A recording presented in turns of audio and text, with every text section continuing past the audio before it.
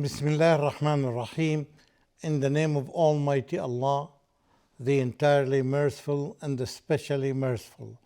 Dear viewers across the globe, I greet you with the greeting of peace. So, Assalamu alaikum wa rahmatullahi wa barakatuhu. May peace be with you. Ameen. Dear viewers, welcome to Take as Many Treasures as You Can. Welcome to these episodes where our focus is treasures from the Holy Quran. All of us are eager to take as much as we can from these treasures because they are for free. And I motivate people and I motivate myself to take as much as I can. Because every time you open the Quran, any page, any direction, whether in the first page or in the last page or anywhere in the middle, you will always find opportunities to find, alhamdulillah, good amount of treasures that you can take. You can benefit yourself first, then you can share it with others, provided that in both cases you need to be focusing on understanding the nature of the treasure. Today I'm going to focus on a treasure in the same surah that I used to focus recently on, which is Surah number 28, Surah Al-Qasas, the surah that talks about stories. And stories, as I mentioned earlier, and as we discussed, you can take many lessons depending on your level and depending on your perspective and depending on your openness of your heart to the lessons that you are taking from. Because this is the main purpose of these stories, is to learn lessons, is to avoid the mistakes that other people and other nations or other generations have not done so. They made the mistakes and we are the ones to benefit from these mistakes. And this is a kind of a smart mark for anyone who tries to benefit from others' mistake. And this is something common in all cultures and in all stories. Learn the story and learn the lesson from it and try to apply it. We are on page or on chapter number 28, ayah number 16 and 17. And here is Musa alayhi salam himself, after his experience in these situations that he had gone through, he learned some lessons. And he himself is the one who is telling us about his lessons. In ayah number 16, قال Musa alayhi salam, he said, قال رب إني ظلمت نفسي فاغفر لي فغفر له إنه هو الغفور الرحيم. So this is the first ayah where Musa alayhi salam realized that he made a mistake, which is something very, very important. Do we as humans, do we realize that we make mistakes? And what should we react when this happens? All of us make mistakes, as you know, that to err is human, and we are humans. We make mistakes. But do you realize that you make a mistake? Yes, when you learn from experience, definitely you will find some of the things that you did not make or behave well in them. In other words, you made something wrong. The moment you realize, you start apologizing. And this is more common in some cultures than other cultures. But what is common among people is that they apologize for each other, which is something good in itself. But something that's more good or better than this is to realize that you made a mistake against your own self. For example, you didn't learn the lesson. Once you do this, you ask your Lord to forgive you, because you did not follow the footsteps that He has asked you to do. You did not obey what He has asked you to do. And this is what Musa alayhi salam and the prophets of Allah in general are the first to learn this and the first to be models for us. That's why we take them as models, and we take our beloved Prophet Muhammad sallallahu alaihi wasallam as the best role model in our life. And here is a lesson that we can learn from Musa. He said, "Rabbi inni ظلمت نفسي." And this is the translation. He said, "My Lord, verily I have wronged myself, so forgive me." Once you realize that you made a mistake even against your own self, so ask Allah to forgive you. And here it tells us Allah forgave him. Verily, He is often forgiving, and He is the most merciful. These are the names and attributes of Allah subhanahu wa ta'ala. We know that He is often forgiving. No one forgives as Allah subhanahu wa ta'ala does. So take advantage of this name of Allah and this attribute of Allah and ask Allah to forgive you. Oh Allah, forgive me. Oh Allah, forgive me. Oh Allah, forgive me. And try to be as smart as Prophet Muhammad sallallahu alaihi wasallam, who taught us that he used to seek forgiveness of Allah more than 100 times a day. More than 100 times a day. We make mistakes. Sometimes we are not conscious of that. And that's why you ask Allah of the things that you are aware of, or things that you are not aware of. But you know that we make mistakes, sometimes consciously and sometimes unconsciously or subconsciously. The following verse is the decision of Musa alayhi salam based on this mistake that he had done. He asked Allah because he wronged himself and he considered this is a mistake, and it is, when he did not follow exactly the commands of Allah subhanahu wa ta'ala. So he discovered that this is a mistake that he should not do at all. And all of us should learn a lesson like that. That all the time, immediately when we discover, or even if we don't discover, we keep it wet on our tongue. We keep our tongues wet with this kind of saying, Astaghfirullah, Astaghfirullah, Astaghfirullah wa atubu ilayh, as much as our beloved Prophet Muhammad sallallahu alaihi wasallam used to do. Because Allah loves those who seek His forgiveness.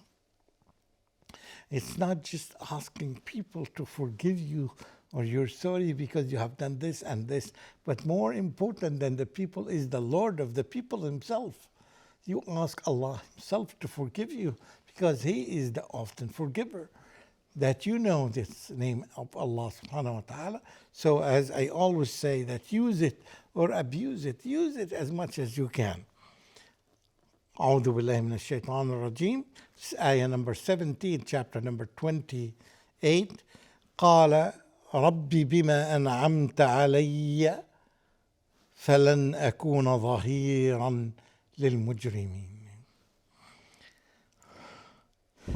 He said, O my Lord, for that with which you have favored me, I will never more be a helper of the mujrimeen, all kinds of mujrimeen, the criminals, the disbelievers, the polytheists, the sinners, the wrongdoers. I will never be among them.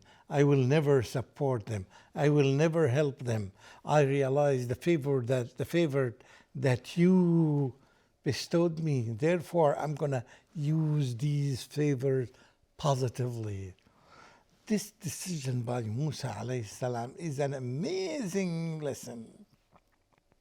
And these are the lessons that we really need to benefit from and implement in our life. The moment we discover that we are in the wrong track or we are doing something wrong, stop it. And here he took an oath with Allah subhanahu wa ta'ala. After he confessed his mistake to Allah, after he made this confession directly to Allah, you don't need anyone else to be in between you and Allah. You can do it directly, and this is another lesson that we can learn from here, or you can learn throughout the entire Quran, that when you confess something, there is no barrier between you and Allah. You don't need anyone to be in the middle. You just raise your hand and ask Allah to forgive you.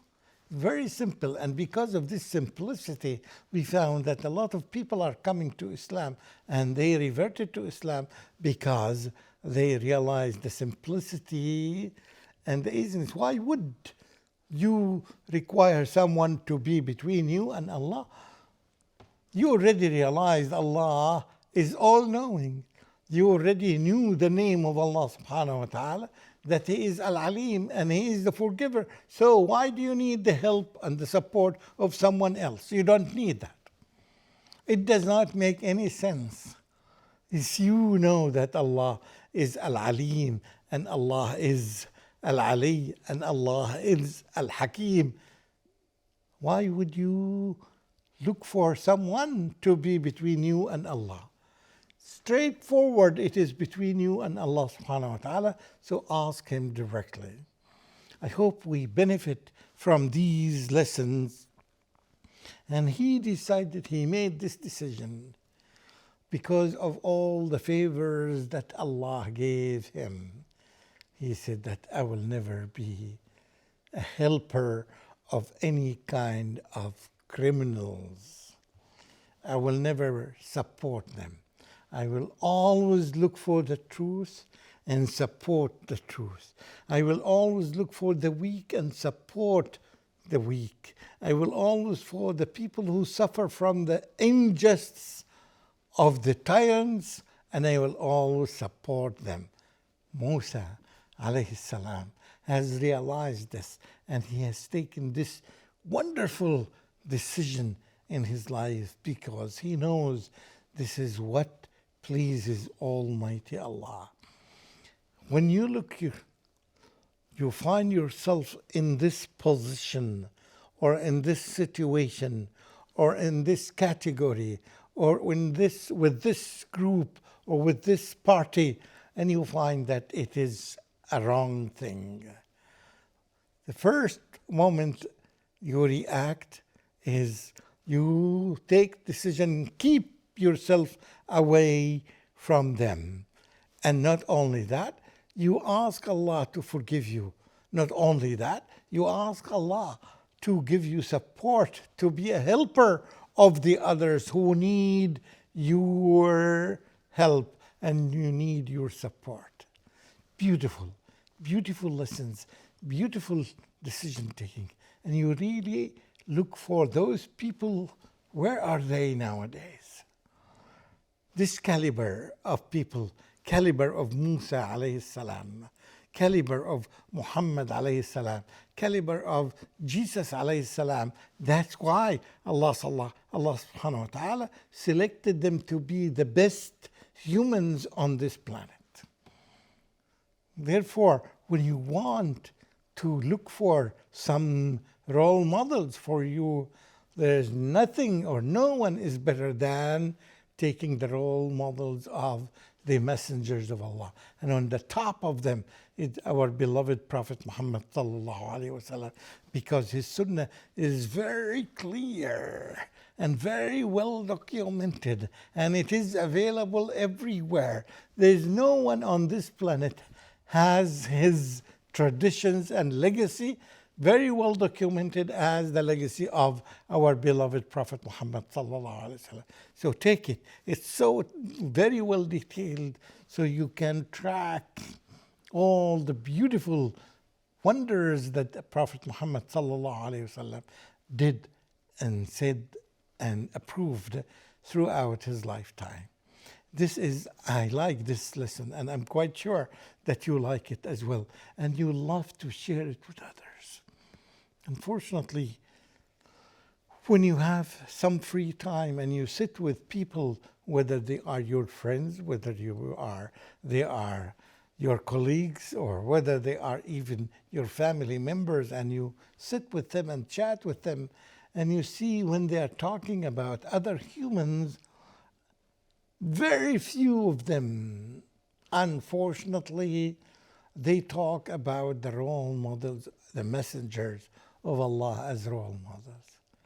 Unfortunately, they talk about other role models. Sometimes they talk about stars, sometimes they talk about celebrities, sometimes they talk about politicians, sometimes very few of them talk about scientists, but none of them, even few of them, talk about the messengers that Allah subhanahu wa ta'ala selected.